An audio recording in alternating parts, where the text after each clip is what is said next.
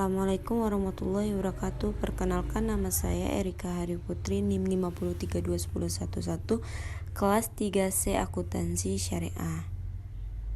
Di sini saya akan menjelaskan analisis regresi berganda dengan SPSS. Konsep dasar analisis regresi berganda. 1. Analisis regresi berganda bertujuan untuk mengetahui ada atau tidaknya pengaruh dua atau lebih variabel bebas (X) terhadap variabel terikat (Y). 2. Uji T bertujuan untuk mengetahui ada atau tidaknya pengaruh parsial (sendiri) yang berikat variabel bebas (X) terhadap variabel terikat Y.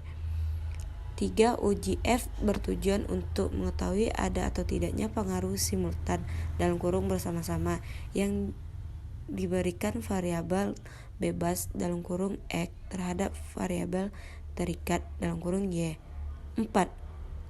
Koefisien determinasi berfungsi untuk mengetahui beberapa persen pengaruh yang diberikan variabel X secara simultan terhadap variabel Y. Di sini ada regression, ANOVA, model summary. Selanjutnya, memahami perumusan hipotesis. 1. H1 sama dengan terdapat pengaruh motivasi (S1) terdapat prestasi (Y). 2. H2 terdapat pengaruh minat (X2) terhadap prestasi (Y). 3. H3 sama dengan terdapat pengaruh motivasi X1 dan minat X2 secara simultan terhadap prestasi (Y). Tingkat kepercayaan 95%, A sama dengan 0,05. Dasar pengambilan keputusan. A. Uji T. 1. Jika nilai signi kecil dari 0,05 atau T hitung besar T tabel, maka terdapat pengaruh variabel X terhadap variabel Y. 2. Jika nilai signi dari besar dari 0,05 atau T hitung kecil T tabel, maka tidak terdapat pengaruh variabel X terdapat variabel Y. T tabel sama dengan T (2 NK10) sama dengan T 0,025 sama dengan 2,012. B. Uji F. 1. Jika nilai signi kecil dari 0,05 atau F hitung besar F tabel, maka terdapat pengaruh variabel X secara simultan terhadap variabel Y.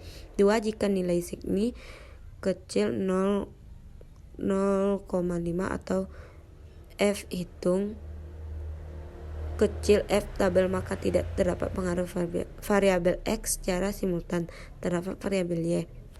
Selanjutnya, pengujian hipotesis H1 dan H2 dengan uji T. A. Pengujian hipotesis pertama (H1) diketahui nilai sigma untuk pengaruh X1 terhadap Y adalah sebesar 0,000 kecil dari 0,05 dan nilai T hitung 6,042 besar dari 2,012, sehingga dapat disimpulkan bahwa H1 diterima, yang berarti terdapat pengaruh X1 terhadap Y. B. Pengujian hipotesis kedua (H2) diketahui nilai sigma untuk pengaruh X2 terhadap Y adalah sebesar 0,000 kecil dari 0,05 dan nilai T hitung 3,8860 besar dari 2,012, sehingga dapat disimpulkan bahwa H2 diterima yang berarti pengaruh X2 terhadap Y. Pengaruh hipotesis H3 dengan uji F